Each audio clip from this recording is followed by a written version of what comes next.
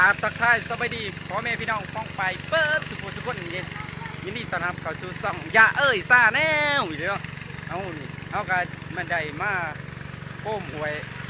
อยู่บ้านนาโคกพี่น้องป้าหลายสุดๆนี่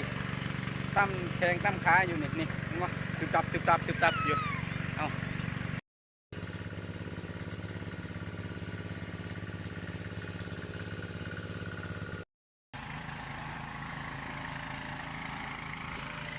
โอ้พี่หอยจุบ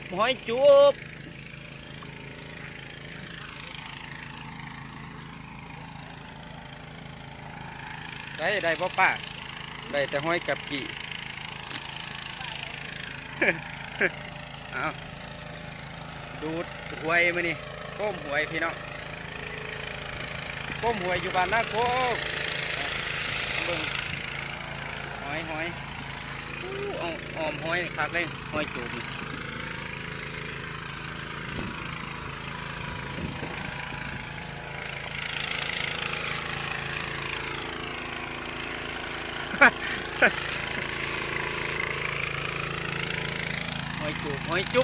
บ หอยจุบ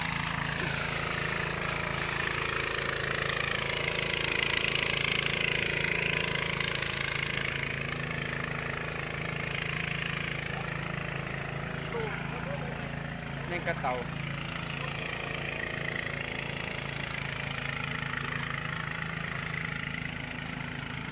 โอ้ยกินลอยอยู่ป่าน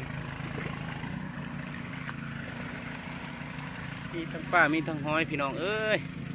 ความอุดมสมบูรณ์นี่แหละความอุดมสมบูรณ์ของธรรมศาสตร์เนาะป่าคนนั้นมันดูดแถวต้มแถวเป็นเขาอยู่ในแถวหินแถวปุ่มใหม่ต่อแม่น้ำกันกินกันเอง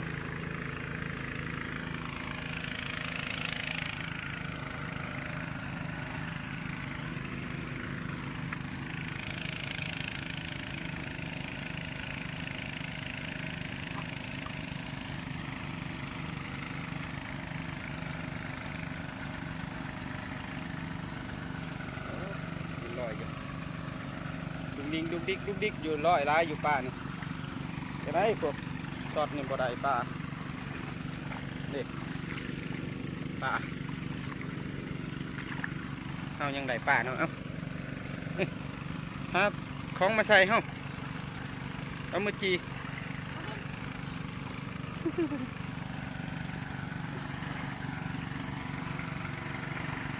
ป่าเปล่าเปิดลัดลัดบัก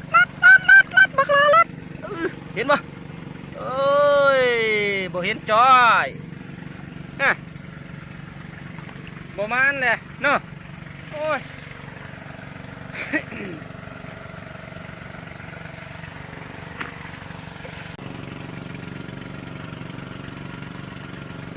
จับเส้นใน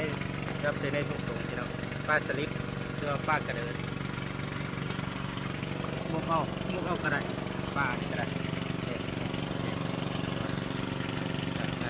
อะไร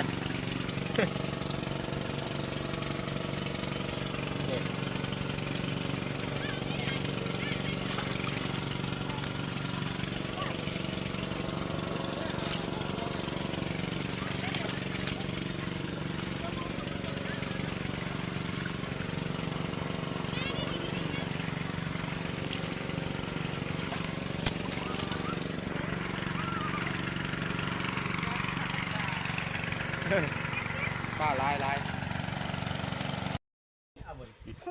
มีทั้งหอยมีทั้งปลาโอ้อยู่ในของปลาเท่าอยู่ของพี่จะเบิ้งพ่อแม่จะมาล่พี่ปลานี่ซุ่มนี่พูนหลายคู่เทปเฮ้ยโอ้ผู้ได้จับวะจับได้นี่โอ้มาเนาะจ้ะเนาะได้ตัวไม่ไข่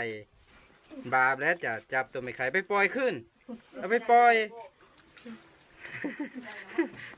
ประคอตัวละโลพี่น้องเอ้ยประคอสิ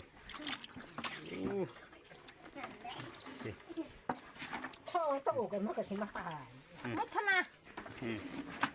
แล้วผูกกัดแยกนี่แหละเด้อนั่งอยู่เทิงนี่มีแต่สั่งฮันเด้อยู่ป่ามีแต่สั่งพูนจับปลาตัวนั้นจับปลาตัวนี้อยู่เด้อมีแต่นั่งสี่อยู่เทิง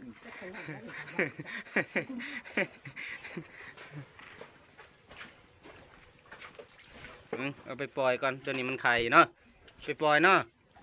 ปล่อยแล้วมันไข่นี่บาปนะ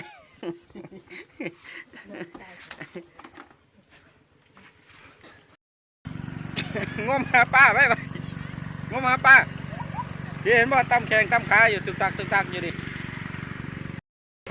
เอาไปเบิ่งนี่ของเครื่องป้าโอ้โหนี่มันอยู่ไหนอยู่แล้วอ่ะ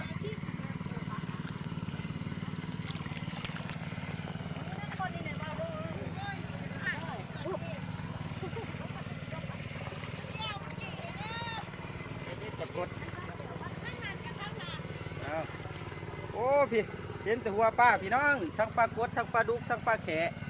ปลาครึ่งอยู่นี่ฮะปลาสูตร เอานี่นี่ดิเห็นปะ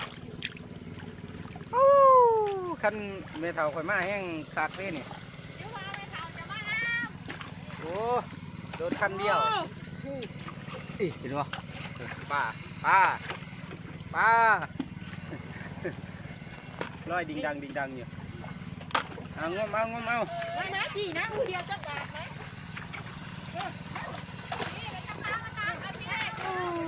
คุณเนี่ยก็จะคุมจับเอาป้าบ่ได้เพราะโตนี่เห็นปะ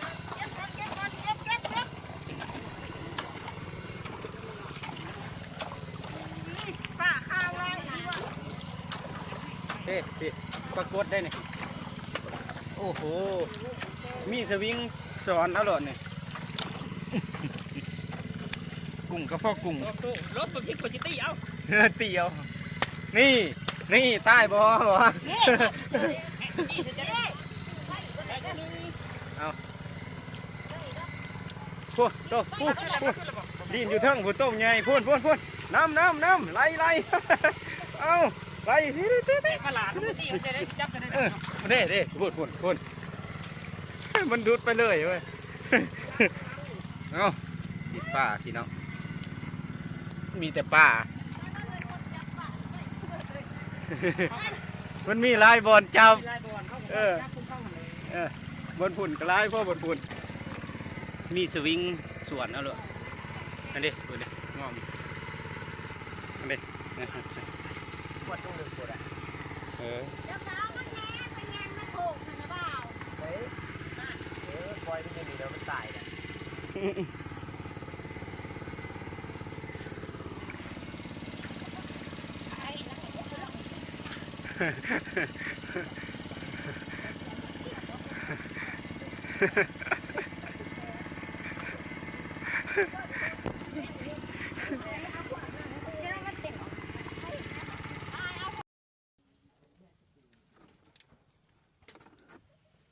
ปลาขาวนะ เห็นบ่ล่ะคือ พวกไก่ปุ๊บเบิด3ตู้มันพวกบริเวณเนี่ยยื่นเบิ่งซื่อตัวรู้จะตกใจแบบบ่เห็นยังกันนะไก่ตีอยู่เนี่ย ไอ้นั่นมือเน่า โอ้บัดเบี้ยเนี่ยยกหน้า ตัวนั้น กูใหญ่เลยเรื่อง เพราะว่า